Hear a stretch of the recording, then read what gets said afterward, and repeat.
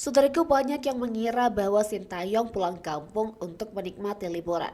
Terlebih, pelatih berusia 53 tahun itu baru saja berhasil mengantarkan timnas Indonesia mengamankan tiket lolos ke putaran ketiga kualifikasi Piala Dunia 2026 zona Asia.